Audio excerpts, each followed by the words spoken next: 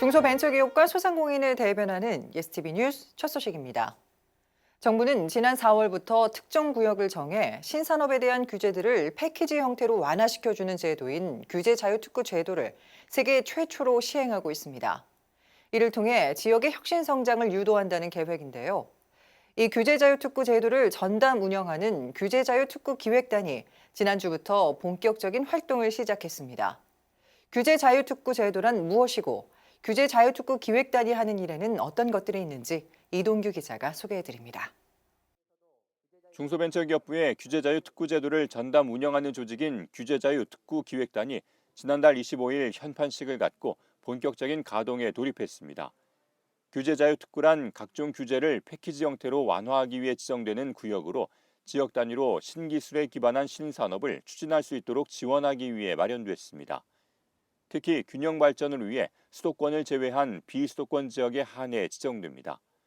아울러 특구기획단은 규제자유특구 지정과 사후관리, 지자체 특구계획 수립 지원, 규제자유특구위원회 운영 등의 업무를 담당하게 됩니다.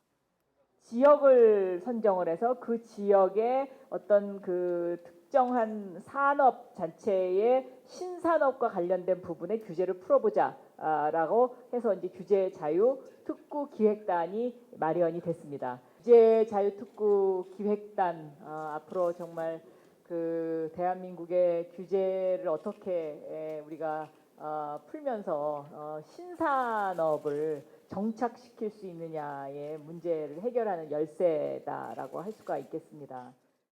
현재 규제자유특구 지정 신청서를 제출한 곳은 자율주행 분야의 세종시와 디지털 헬스케어 분야의 강원도, 블록체인의 부산시 등 모두 8곳.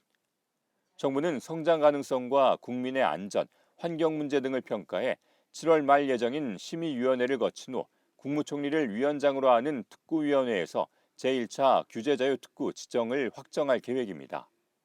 이에 앞서 특구기획단은 개인정보 보호 등 부처 간 이견이 있는 주요 쟁점에 대해 합리적인 규제 완화 방안을 모색하기 위한 포럼을 7월 중으로 2차례에 걸쳐 개최할 예정입니다.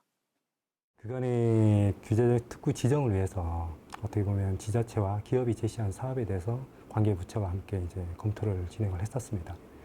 그런 과정에서 이제 제일 이견이 많은 분야가 어떻게 보면은 개인정보 그리고 의료정보에 관련해서 이견이 좀 많은 부분이었거든요. 그래서 이 두 가지의 주제를 가지고 전문가를 모시고 신산업 육성 차원에서는 반드시 좀 추진해야 될 사업들이 많이 있거든요. 그것을 어떻게 이제 풀어가야 할까 하는 규제 완화 방안에 대해서 논의토록 하기 위해서 지난 4월 규제자유특구 제도가 시행된 데 이어 특구기획단이 본격적인 활동에 돌입함에 따라 보다 속도감 있는 특구 지정과 규제 혁신을 통한 지역의 혁신 성장이 기대됩니다. 예스티비 뉴스 이동규입니다.